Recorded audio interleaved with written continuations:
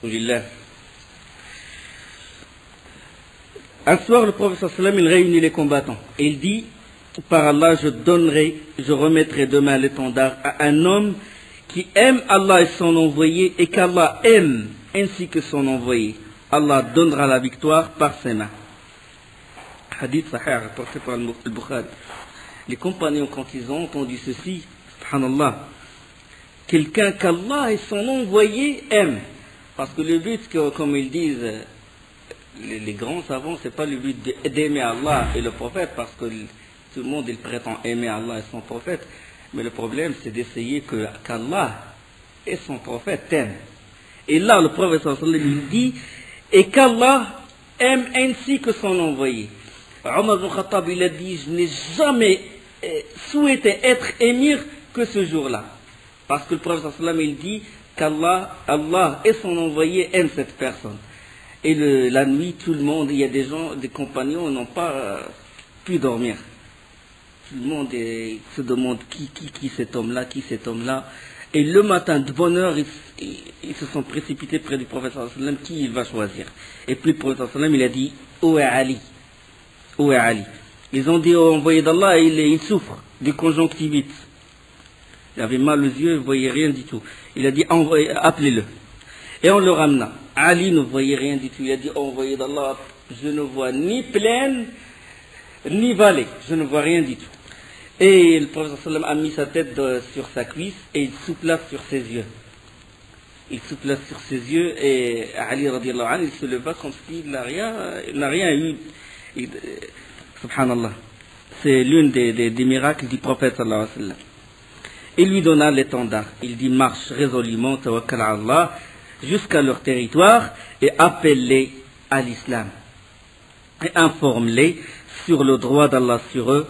Subhanallah. Même dans cet endroit-là, dans ce lieu-là, il y a la da'wah. Il faut faire la da'wah, il faut appeler les gens à l'islam.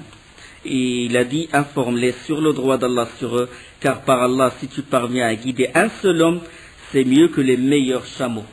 La yahdi Allahu bika rajulan wahidan khayrun laka min humur al-ni'am. Humur al-ni'am, ça veut dire une qualité de chameau, une sorte de chameau qui valent très cher, chez les Arabes.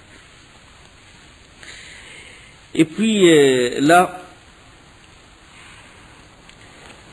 Ali radiallahu anhu, il a pris l'étendard, et le hadith il est rapporté par al-Bukhari. Et le lendemain, Ali, avec l'étendard, Marhab qui a tué Amir, il a lancé le défi. Il a dit: qui ose me combattre? Et ce fut Ali radiallahu anhu qui a relevé le défi et il a parvenu à lui couper la tête. Puis le combat il fut intense.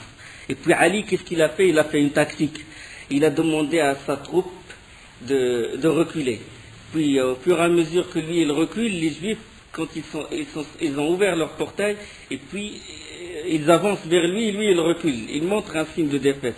Puis des deux côtés, il y a deux embuscades, des deux côtés des musulmans, qui leur ont bloqué la porte et qui ne les ont pas laissés faire demi-tour. Et Ali radiallahu anhu, il fonce vers eux.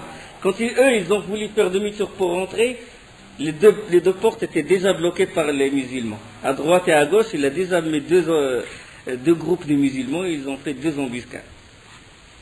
Et ils ont bloqué cette porte, et Ali il a réussi à rentrer, et les compagnons et tous les combattants l'ont suivi, et ils ont occupé cette première forteresse qui est la forteresse de Na'im. Hasn al-Na'im. C'est la première forteresse qui a été ouverte. Donc ça c'est le premier signe de victoire. Les Juifs, quand ils ont vu qu'ils ne peuvent plus résister, que les musulmans sont engouffrés dans cette forteresse, ils ont pris la fuite. Et ils se dirigèrent directement vers la forteresse de Sa'd ibn Mu'ad, la deuxième forteresse. Vers la deuxième forteresse. Mais cette forteresse, il n'y avait pas beaucoup de butin, il n'y avait pas beaucoup à manger. Et les musulmans, les compagnons, certains se tordaient ils n'avaient pas de provisions, ils n'avaient pas à manger, se tordaient de faim. Et les Bani Sahm de la tribu de Aslam, c'était une tribu qui ont participé, c'était des musulmans qui ont participé au pacte de l'Hudaybiyah, sont allés et se plaigner auprès du prophète sallallahu alayhi wa sallam. Ils ont dit au envoyé d'Allah, on est mort de faim. On n'a pas suffisamment à manger. Et puis le professeur sallam, il s'adressa à Allah subhanahu wa ta'ala. Il s'adressa à Allah subhanahu wa ta'ala par un dua. Il dit Allahumma innaka qad arafta halahum wa anna laysat bihim quwwa wa anna laysa biyadi shay'un u'tihim iyyah faftah alayhim a'zama husuniha anhum ghina'a wa aktharuha ta'aman wa wadaka. Seigneur Allah, tu connais leur situation et leur faiblesse et que je n'ai rien en main à leur donner. Ouvre pour eux le fort, le mieux doté en richesse, en vivres et en matière grasse. Hadith, il est rapporté par Ibn Ishaq. Et tellement ils étaient fins que certains, qu'est-ce qu'ils ont fait? Ils ont trouvé des ânes qui tournaient près des forteresses, et ils les ont pris et les ont égorgés et ils les ont mis dans la chair, la viande, et ils ont mis cette viande dans des marmites. Et le professeur sallam, quand il a vu ça, quand il a senti la fumée, il a dit qu'est-ce que vous êtes en train de faire? Ils ont dit on a cuit la viande. C'est quelle viande? La viande des ânes. Il a dit renversez tout ça. Et ne mangez pas ça. Et il a interdit la viande des ânes domestiques. À Khaybar, il a interdit la viande des ânes domestiques. Et le rapporteur du hadith, il dit, et il a interdit zawaj al-mut'a, ça veut dire le mariage temporaire. Le mariage temporaire, il l'a interdit. Bon, il y a beaucoup de paroles là-dessus. Il y en a qui ont dit il a été autorisé après, puis il a été abrogé, mais ce dont on est sûr, et l'unanimité des Ahl-Sunnah wal Jama'a, que ce mariage-là, le fait de se marier avec une fille, puis faire un contrat de, je sais pas moi, 3 mois ou 6 mois, et après se séparer d'elle, ça c'est haram, c'est interdit. Le prophète sallam l'a interdit, il y a des hadiths clairs là-dessus. Et hadiths rapportés, regarde, je vais donner une chaîne de transmission, il va d'où? حدثنا يحيى بن قزع selon Yahya ibn Qaza, selon Malik, selon Ibn Shihab, selon Abdullah, wal Hassan ibn Muhammad, ibn Ali, hein? Selon leur père, Ali ibn Abi Talib, que le prophète sallallahu alayhi wa sallam, il a interdit le mariage temporaire, zawaj al-mut'a, et il a interdit de manger la chair des ânes. Ali lui-même. Alors, ceux qui se prétendent le suivre, c'est une preuve contre eux. Hadith, rapporté par le Bukhari. Numéro 4216, 5115. On donne le numéro. Abu Daoud, il rapporte que, selon Rabi' ibn Sabira a dit, je témoigne que mon père rapporte que le prophète sallallahu alayhi wa sallam l'a interdit dans le pèlerinage d'adieu. Et il a dit, je vous ai autorisé avant le mariage temporaire, et c'est interdit maintenant jusqu'au jour dernier, jusqu'au jour du jugement. Wa innaha haramun min yawmikum hadha ila yawm al-qiyamah. Haram, le mariage temporaire que font certaines sectes égarés. Al-Bayhaqi il rapporte qu'on demanda à Ja'far ibn Muhammad, Ja'far Sadiq, le fils de Muhammad al-Baqir. On lui posa cette question à propos du mariage temporaire. Vous savez ce qu'il a répondu? Il a dit, il n'est rien d'autre que de la fornication. Innahu zina bi'ayni. Innahu zina bi'ayni. Celui qui s'autorise ce genre de mariage, il a commis la fornication. S'il y avait des juges qui appliquent la loi d'Allah, les deux, on les lapide. Bon, ça, entre parenthèses, tout ça entre parenthèses. Il a interdit la chair des ânes. Et puis, bon, les compagnons regardaient tous les marmites, ils avaient l'espoir au moins de se rassasier avec cette viande. Et puis là, tous leurs espoirs tombaient à l'eau, parce que le prophète sallallahu alayhi wa sallam, il a interdit cette viande. Le prophète sallallahu alayhi wa sallam, quand il a vu que certains se tordaient de faim, de douleur, il a vu, qu'est-ce qu'ils font, que font les Juifs? Ils savent qu'ils ont des troupeaux de moutons, ils ont du bétail. Ils ouvrent le portail, soumet ouvert comme ça, et ils le laissent paître juste à côté du portail. Et les sentinelles, les archers, ils sont vigilants, ils surveillent. Et le prophète sallam il a dit, qui peut nous ramener quelque chose de ce troupeau-là? Les compagnons voient le troupeau, mais ils ne peuvent pas, personne ne peut s'approcher de la portière. Et là, un compagnon, Abu Yusr, radiyallahu anhu, il a dit, moi, envoyé d'Allah, je vais le faire. subhanallah. Et il commence à, comme un lion qui veut sauter sur une proie, doucement comme ça, sans faire de bruit, parce que s'il brusque les bêtes, les autres, ou si jamais les autres ils vont le voir, les archers, ils le tuent. Juste à côté de la porte, du portail de la forteresse. Il s'est caché, il s'est faufilé, puis comme un nègre, il a sauté sur un mouton, il a pris l'autre de l'autre bras, les compagnons, il courait on l'a vu courir, comme s'il ne portait rien du tout. Il prenait les deux bêtes comme ça, il courait. Et il jeta ça près du prophète sallallahu alayhi wa sallam, il a dit, prends, envoyé d'Allah, mange. Et le prophète sallallahu alayhi wa sallam, il a fait un dua, il a dit, oh Allah, laisse-nous jouir plus longtemps de sa présence. Et quand lui, il rapporte ce hadith, il pleure. Il dit, quand le prophète sallallahu alayhi wa sallam, il a dit qu'Allah nous jouit plus longtemps de sa présence, il a dit, j'étais le dernier à mourir. Ça veut dire, il regrette en même temps parce qu'il dit, il a voulu mourir, que le temps, l'intervalle de temps qui le sépare avec le prophète sallallahu alayhi wa sallam soit petit, c'est-à-dire que sa mort soit proche de la mort du prophète sallallahu alayhi wa sallam. Et en plus, plus le temps il avance, plus les tentations grandissent, plus il y a le fitan, plus il y a les ambiguïtés, etc. Radiyallahu anhu, il est rapporté par Ibn Ishaq. Et là, le prophète sallallahu alayhi wa sallam, il a donné l'étendard Al-Hubbab Ibn al-Mundir.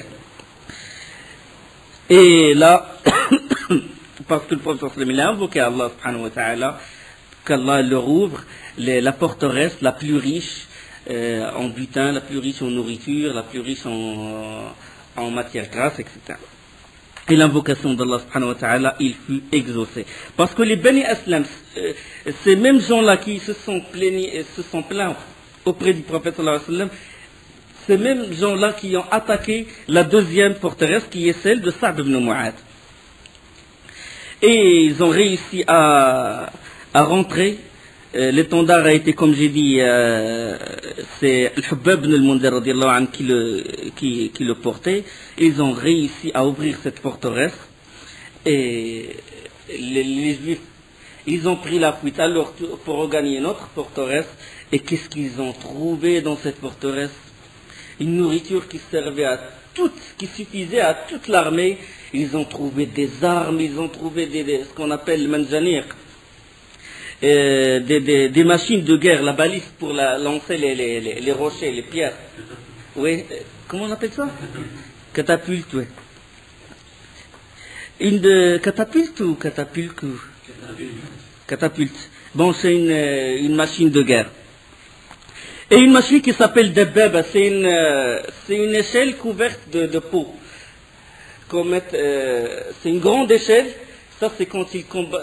Ça sert pour si l'ennemi il est derrière des murs fortifiés ou dans des forteresses, ils mettent l'échelle comme ça. Et l'échelle, elle est entourée de peau. Ça veut dire que les combattants, ils montent cette échelle, escaladent cette échelle, mais toujours protégés par la peau. Comme ça, les flèches, ils les touchent pas. Ils sont protégés. Donc ils ont trouvé des machines de guerre et en même temps ils ont pris en captivité un des Juifs. Et le prophète sallallahu alayhi wa sallam, il a dit à quoi sert tout cet engin-là? Des machines, vous combattez qui? Et le Juif il a dit, il prépare tout ça contre toi. Subhanallah. Tous ces engins de guerre, les catapultes et tout ça, c'était contre le prophète sallallahu alayhi wa sallam. Les Juifs, ils ont fui vers ce qu'on appelle la forteresse de Zubayr. La forteresse de Zubayr, c'est la mieux défendue des forteresses de Khaybar. Elle est juchée au sommet d'un éperon. Un éperon rocheux et qui est entièrement entouré de falaises. Et même le sentier qui mène vers la porte de la forteresse, c'est un sentier abrupt. Ça veut dire que la pente, elle est très... Et c'est difficilement accessible par les chevaux et même par les piétons. Donc c'est vraiment une forteresse très défendue, difficilement accessible. Et le prophète sallallahu alayhi wa sallam, il l'a assiégé pendant 3 jours. Après quoi, un juif qui s'appelle Razzal, il vint trouver le prophète sallallahu alayhi wa sallam, il lui dit, nous sommes sûrs que tu vas ouvrir Khaybar. Il a dit, comment tu le sais? Il a dit, c'est écrit dans la Torah que tu vas ouvrir Khaybar. Et je suis venu. je suis venu te divulguer un secret à condition que ma propre vie, mes biens, ma famille soient sauvegardés. Elle dit, je vais te donner des secrets en même temps, mais en échange, le professeur sallam, il a dit d'accord. Il a dit, je te le promets. Il a dit, leur point de faiblesse, ça c'est venu après qu'ils ont essayé de toute leur force d'essayer de pénétrer dans cette forteresse, mais ils n'ont pas réussi durant 3 jours de siège. Cet homme-là, Razzal, il a dit au professeur sallam, il a dit, leur point de faiblesse, c'est ils n'ont pas d'eau dans la forteresse. Ils n'ont pas d'eau. Il a dit comment ils s'approvisionnent. Il a dit ils ont des tunnels souterrains. Ils ont des tunnels, ils passent par des tunnels souterrains, et puis ça les mène jusqu'à une montagne où il y a des points d'eau, et puis ils prennent de cette eau-là, et puis ils reviennent à la forteresse. Il a dit montre-moi où se trouve le point d'eau où il lui a montré. Le professeur sallam en compagnie des combattants, il a vu ce tunnel et il a vu des portes. Ils ouvrent et ils ferment des portes. Et le professeur sallam, il a fermé cette porte. Il a mis du bois, il a tout, et il a mis des gardiens à côté de cette porte. Ils ont la nuit, parce que c'est la nuit qu'ils prennent cette eau-là. La nuit, ils ont pris le tunnel, la porte fermée, ils ne peuvent pas ouvrir. Et les compagnons, avec leurs épées, ils attendent. Alors là, en plus, eux, ils comptaient, puisque c'est la source qui se trouve dans cette montagne est intarissable, donc ils ne font pas de réserve. Ils ne laissent pas les réserves chez eux. Et ils sont restés coincés. Maintenant, ou bien sortir combattre, ou bien se livrer, ou mourir de soif. Ils n'ont pas le choix. Et quand ils ont su, maintenant, ça y est, le prophète sallam, il a connu leur point faible, ils ont les assiégés, qu'est-ce qu'ils ont fait? Ils ont fait une sortie, et ils ont livré bataille. Après un combat acharné, ils ont pris la fuite encore vers un autre endroit. Ils n'ont pas pu résister devant les compagnons du prophète sallallahu alayhi wa sallam. Et les compagnons, ils ont pris cette forteresse qui est la forteresse de Zubayr. Là, ils sont allés jusqu'à l'autre endroit. C'est ce qu'on appelle, maintenant ils ont quitté la région. Il y a une région qui s'appelle Natat. Natat, il regroupe la forteresse de Na'im, la forteresse de Sa'd ibn Mu'ad et la forteresse de Zubayr. Maintenant, ils sont allés vers l'autre endroit, ce qu'on appelle Mantaqat Shaq. La région de Shaq où il y a la forteresse de Ubay et la forteresse de Nizar. Ils fuirent vers la forteresse de Ubay. Là, le siège, il a duré quelques jours, durant lesquels un des grands combattants juifs appela au combat singulier, et ce fut Abu Dujana, radiyallahu anhu. Abu Dujana Simak ibn Kharasha al-Ansari. Vous vous rappelez de lui? C'est lui au turban rouge. Celui qui a fait cette marche devant quand le professeur sallam, il a brandi l'épée, il a dit qui prend cette épée en lui payant son juste droit, et lui il a dit qui est son juste droit, il a dit que tu combats que tu frappes les ennemis jusqu'à ce que cette épée soit tordue. C'était lui qui a relevé le défi et qui a tué ce héros-là. Dès qu'il l'a tué, il a tué ce héros, mais en même temps il a profité de l'occasion, il est rentré dans la forteresse. Et les combattants, les compagnons l'ont suivi. Et le combat, il fut acharné au milieu de la forteresse. Au milieu de la forteresse. Et de nouveau, les Juifs, ils ont pris la fuite. Ils ont quitté de tous les côtés. Il y en a qui ont réussi à escalader les murs. Il y en a ils ont pris la fuite vers l'autre forteresse, la forteresse de Nazar. C'était une vraie guerre. Ce n'était pas facile. Parce que avant, ils préparaient, eux, les Juifs, ils préparaient pour attaquer Médine avec leurs armes et tout ça. Le témoignage du Juif qui a dit ça au prophète sallallahu alayhi wa sallam. Ils ont pris la fuite. Ils regagnèrent ce qu'on appelle Hisn al-Nizar. Alors là, Hisn al-Nizar, c'est la forteresse la plus fortifiée et la plus défendue de la région. Et les Juifs étaient presque sûrs que les musulmans ne pouvaient pas l'ouvrir. Malgré leurs efforts, ils étaient sûrs. Et c'est pour cela qu'ils ont mis leurs enfants et leurs femmes dans Hisn al-Nazar, dans la forteresse de Nazar. Et là, mais ils ont fait une autre tactique, c'était de ne pas lancer au défi. À chaque fois qu'il envoie un héros pour défier un musulman, le musulman il le tue. Et ils sont restés dans cette forteresse.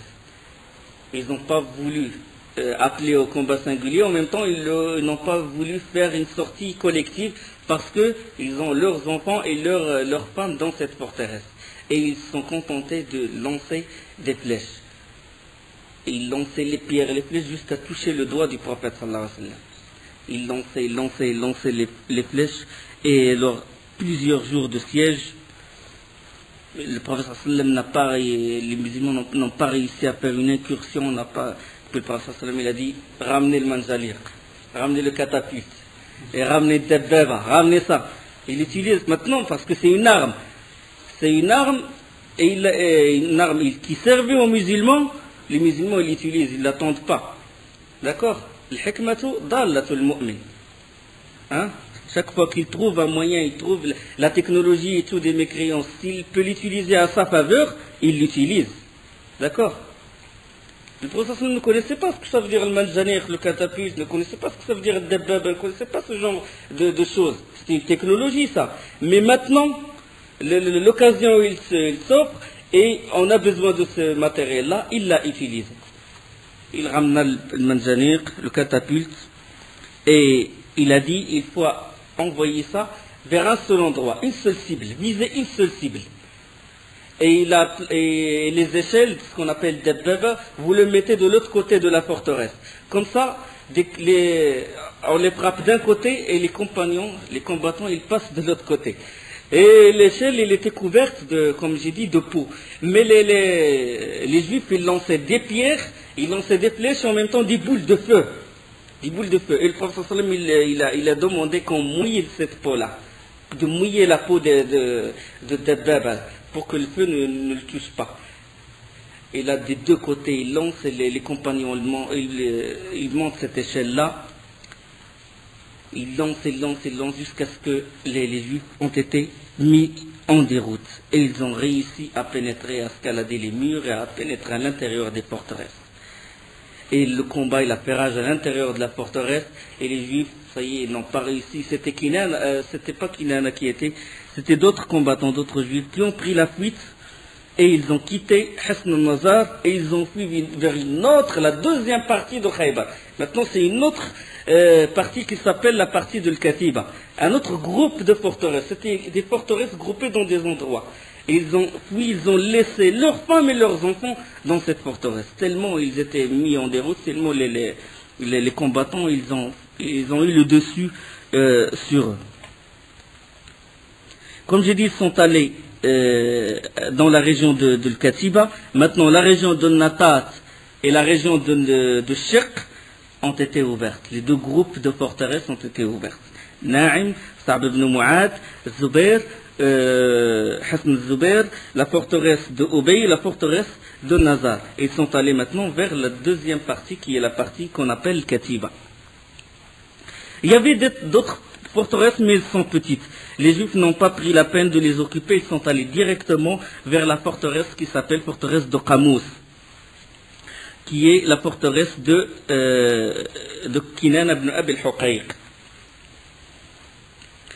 Les musulmans ont occupé la forteresse de Nizar, les femmes, les enfants, les biens, tout contenait cette forteresse. Il fut le butin des musulmans, Ghanima. Et le prophète sallam, il partagea le butin entre les musulmans. Et juste avant Khaybar, un bédouin, il alla voir le prophète sallam et il a dit, j'ai cru en toi, je veux émigrer avec toi, je veux te suivre. Et le prophète sallam il a dit, d'accord, et il a dit aux compagnons, traitez-le bien. Et puis, juste après, ce fut la bataille de Ghazwat Khaybar. Et il a participé avec eux.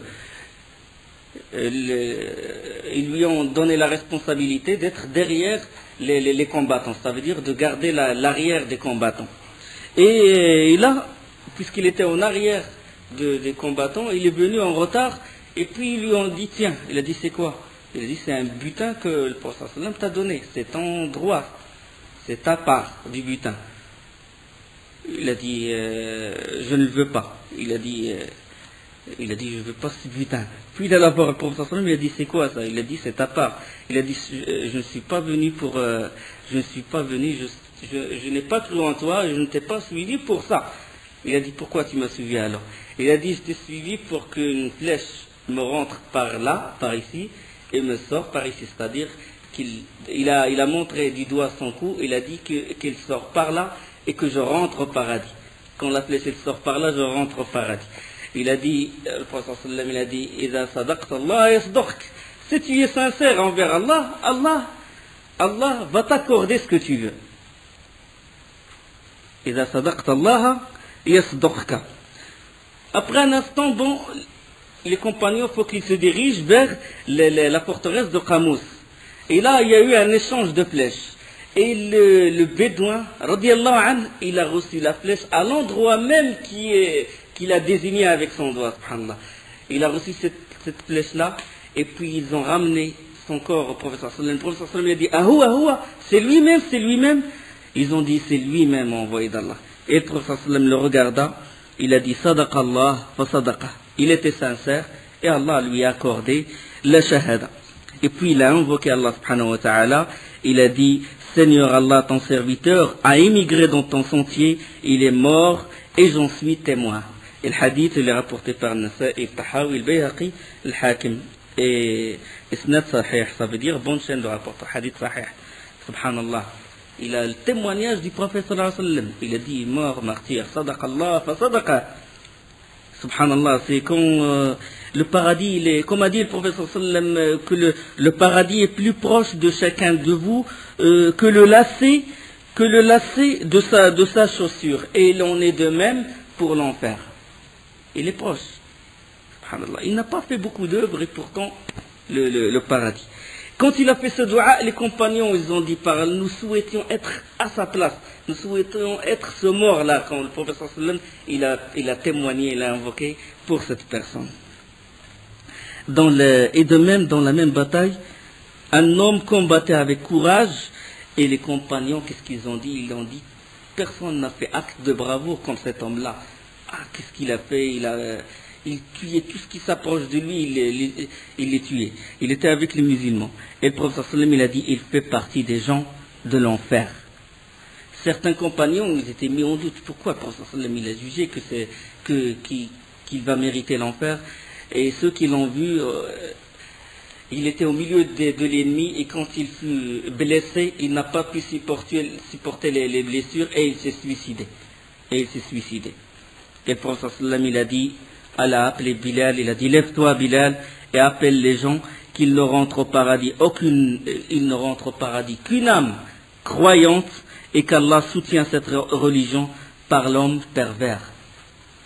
Ça veut dire qu'Allah subhanahu wa ta'ala, il peut soutenir la religion. Il se peut que des hypocrites font le jihad avec des musulmans et qu'ils vont servir de bouclier, et que grâce à eux, Allah subhanahu wa ta'ala, il donne la victoire. Donc Allah, il soutient cette religion avec l'homme qui ne vaut rien du tout. Subhanallah. Donc, il ne rentrera au paradis qu'un homme croyant. Le mushrik, le paradis, il est interdit pour un associateur.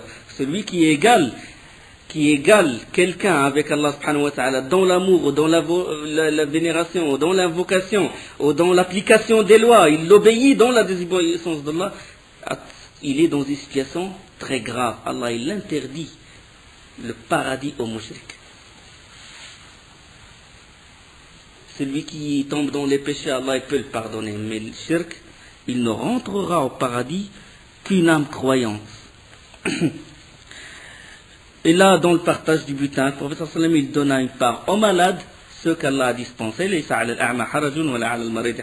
nul grief sur l'aveugle, ni sur le boiteux, et Allah subhanahu wa ta'ala leur a donné leur part, ceux qui ont été dispensés, qui ont été malades, et qui ont participé à Al-Hudaybiyah, mais qui sont tombés malades lors de cette bataille de Khaybar. De même, il a donné une part du butin aux familles des martyrs. Comme j'ai dit, parlant du suicide, j'ai dit que le suicide, il y a deux sortes. Il y a le suicide qui sort la personne à l'islam s'il s'agit du désespoir, s'il désespère de la miséricorde d'Allah. Il y a deux sortes de suicides. Donc il y a quelqu'un qui se suicide et malgré ça il rentre dans la miséricorde d'Allah, comme l'exemple de celui qui a accompagné Amr ibn Tufayl. La personne, durant un voyage, il est tombé malade ou il a eu ce qu'il a eu, des blessures, et qu'il s'est suicidé et que la personne, il l'a vu dans le rêve.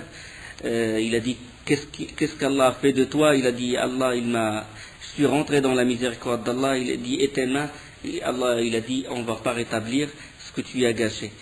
Et cette personne, ce compagnon, il est allé voir le prophète sallallahu alayhi wa sallam, il a dit, j'ai vu telle personne qui s'est suicidée, je l'ai vu dans le rêve, et qu'Allah, il a dit, qu'Allah l'a fait rentrer dans sa miséricorde. Et le prophète sallallahu alayhi wa sallam, il a invoqué Allah, le hadith sahih, il a invoqué Allah pour lui, qu'Allah rétablisse ce qu'il a gâché, ça veut dire quand il s'est coupé les veines, je crois, c'est ça, il s'est coupé les veines. Et le lendemain, cette personne, ce compagnon, a vu cette personne sans des bandes sur sa main, sans les bandes sur la main. Ça veut dire qu'Allah, il a rétabli sa blessure, il a rétabli ce qu'il a gâché, qu'il a rentré dans sa miséricorde. Donc il y a deux sortes de suicides.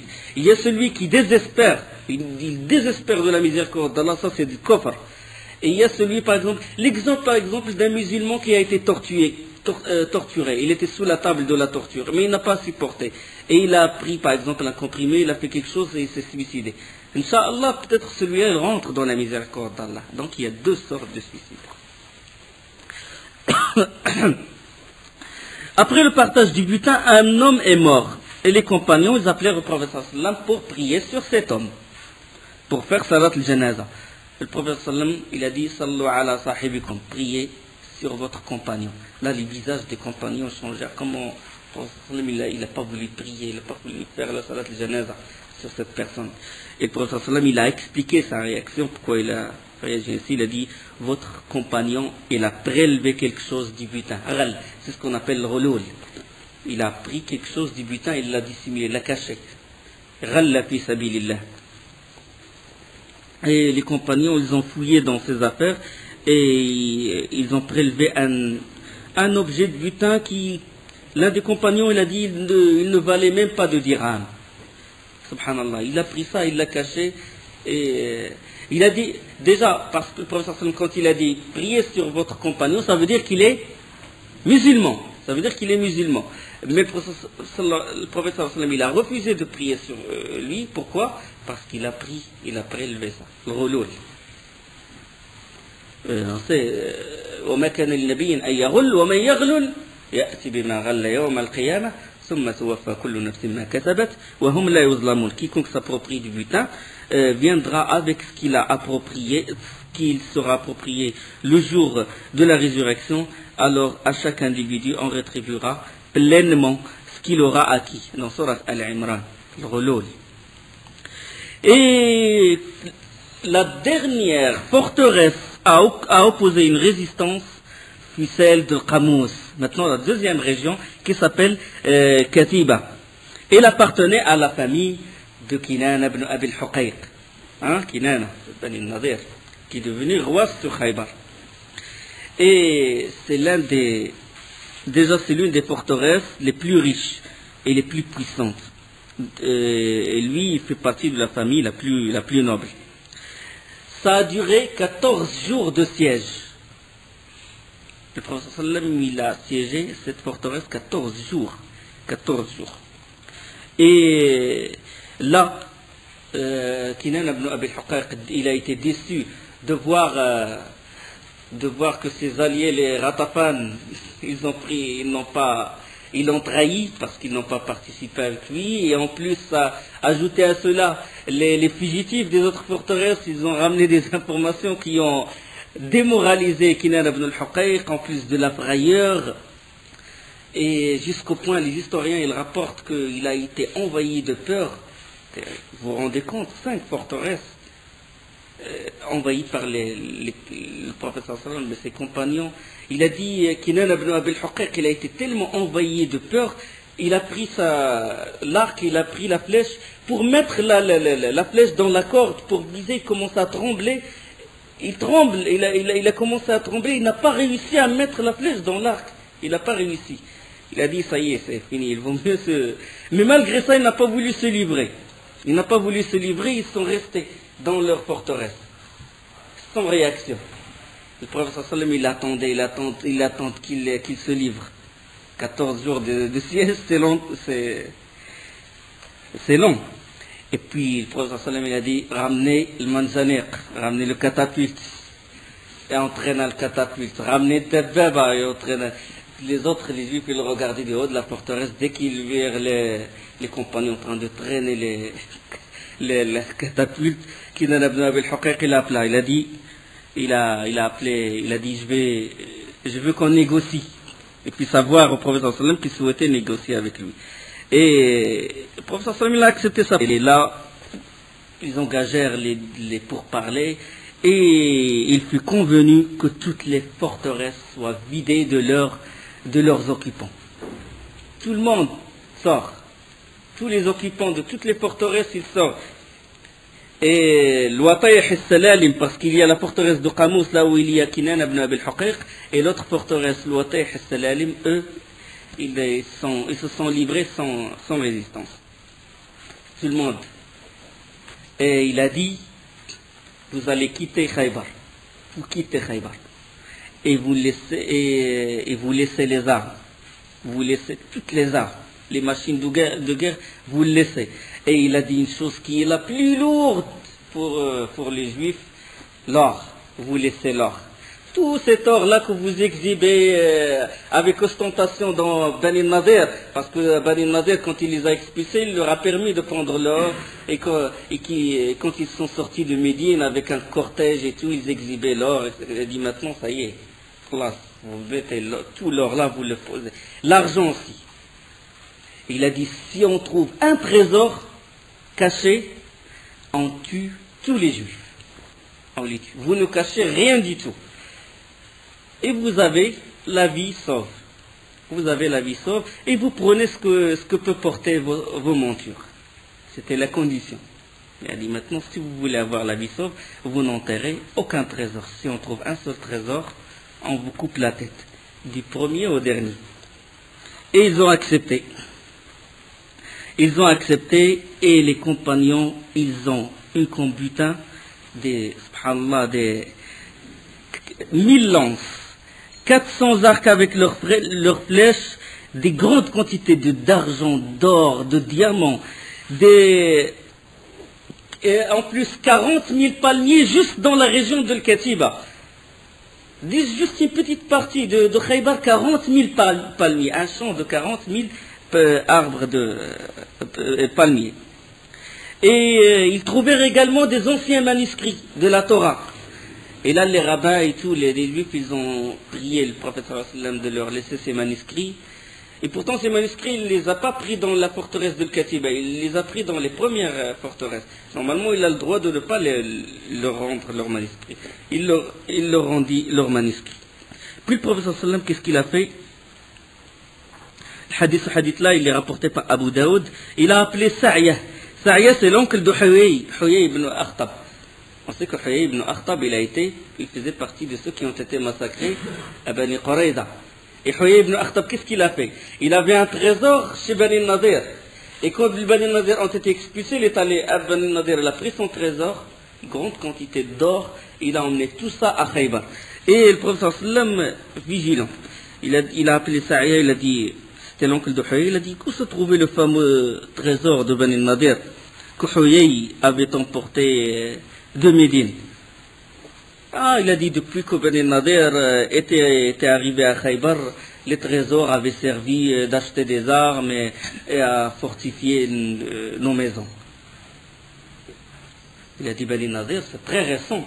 Bani Nadir, c'est très récent. En plus, tout cet or, toute cette grande quantité d'or, il a suffi, il a été gaspillé entièrement pour acheter des armes pour fortifier vos maisons. Et puis il appela Zubair ibn Awam radiallahu anhu. Il a dit, mets-le en garde à vue. Interroge-le. Sous les coups, Sa'ya, il a fini par avouer que Huyay avait l'habitude de tourner toujours autour d'un endroit à Khaybar, autour d'une ruine. Et que Kinan ibn Abi al-Huqayq, ils étaient au courant de ce trésor. et que son frère Rubayy aussi, il était au courant de ce trésor. Et le prophète sallallahu alayhi wa sallam, il convoqua Kinana ibn Abi al-Huqayq, il convoqua son frère Rubayy, et il leur a dit, et Kinana c'est le premier à signer le pacte, l'accord, qu'ils ne doivent qu'ils ne doivent cacher aucun trésor. Et le pacte c'était, s'il trouve un trésor, il tue les juifs du premier au dernier. Il l'a appelé, il a dit regarde. Il a dit d'abord, il a dit si on trouve un trésor dans un endroit, ça veut dire on vous tue. Il a dit oui. Et ils sont allés dans l'endroit désigné et ils ont trouvé le trésor. Il a dit qu'est-ce qu'on fait maintenant? Mais le prophète sallam il n'a pas tué tous les juifs, il a tué juste Kinana ibn Abi al-Huqayq et il a tué également son frère Rubayy qui était son complice.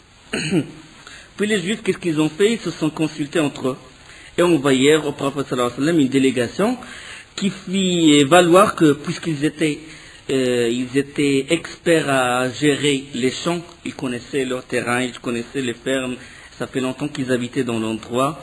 Ils ont dit, envoyé d'Allah, si tu veux, tu nous laisses à Khaybar. Non pas comme propriétaire, mais juste comme travailleur. On travaille. Et tu nous payes. Les champs, ils appartiennent maintenant au prophète sallallahu alayhi wa sallam. Les forteresses, ils appartiennent au prophète sallallahu alayhi wa sallam. Le prophète sallallahu alayhi wa sallam, il accepta. Il a dit, bon, vous connaissez le bien, le terrain et tout. Bon, vous allez travailler en même temps, vous payez, vous allez verser une rente annuelle équivalent à la moitié des récoltes de Khaybar. Et puis le prophète sallallahu alayhi wa sallam leur donna la permission de loger dans une des forteresses. Non pas comme propriétaire, mais comme locataire. Et il les autorisa à rester à Khaybar, mais il leur a dit une chose, il a dit, s'il décide, c'est-à-dire il a dit, si je décide de vous expulser, de vous bannir, je le fais quand je veux. Le consentement, il est rapporté par le Bukhari, hadith 2285. Il y a d'autres numéros de ce hadith-là. Puis, parmi les captifs, donc quand Kinana ibn Abi al-Huqayq a été tué, leur famille, la famille de Kinana a été pris comme sabi, esclave. Comme sabi, comme captif. Et parmi les captifs, il y avait Safiya. Safiya, la veuve de Kinana, et la fille elle était la femme de Kinana, femme d'un roi, et fille de Huyay ibn Akhtab. Et fille d'un roi. Et elle était très belle. Et quand Dihya al-Kalbi l'a vue, il alla directement au prophète sallallahu alayhi wa sallam, il a dit, je veux cette femme pour moi. Et le prophète sallallahu alayhi wa sallam lui a accordé, il a dit, c'est pour toi cette femme. Et puis les compagnons, ils sont allés voir le prophète sallallahu alayhi wa sallam, ils ont dit, envoyé d'Allah, il est la fille d'un roi, et il était la femme d'un roi. C'est toi qui la mérites. Ils sont allés voir Dihya, ils ont dit, prends une autre femme, et il a accepté. Et le prophète sallallahu alayhi wa sallam, il a dit, ramenez-la moi. Ils l'ont ramené. Ils l'ont conduit jusqu'au prophète sallallahu alayhi wa sallam, puis il l'a vu comme ça, puis il a vu son visage, puis il a dit, qu'est-ce que tu as dans l'œil? Il avait du bleu autour de son œil. Et il a dit, il lui a raconté l'histoire, il a dit, aussitôt après mon mariage, parce que elle s'est mariée, et juste même pas un mois, le prophète sallallahu alayhi wa sallam est venu, il a attaqué Khaybar. Il s'est marié avec Kinana ibn Abi al-Huqayq, et le mariage n'a pas duré longtemps. Et il a dit aussitôt après mon mariage, et peu de temps avant que tu arrives à Khaybar, j'ai fait un rêve. Il a dit, j'ai fait un rêve. Il a dit, j'ai vu une lune brillante suspendue dans le ciel, au-dessous de laquelle s'étendait la ville de Yathrib. Ça veut dire Médine. Il a dit, la lune s'était ensuite déplacée vers Khaybar, et elle est tombée dans mon giron. Et en m'éveillant, j'ai raconté à mon mari ce que j'ai vu. Et son mari l'a frappé. Il l'a jaloux, il l'a frappé, il a dit, cela ne peut vouloir dire qu'une chose, c'est que tu désires le roi de Yathrib, tu désires Mohammed. Hadith, il est rapporté par l'Aïsami Tabarani, hadith selon Ibn Omar, il est sahih. Le prophète sallallahu alayhi wa sallam le regarda, lui a dit, tu es libre. Il a dit, tu es libre. Et si tu veux rester juive, quand il a entendu le récit du rêve, si tu veux rester juif, tu peux rester juif et tu retournes chez toi. Tu peux retourner chez les tiens. Et si tu veux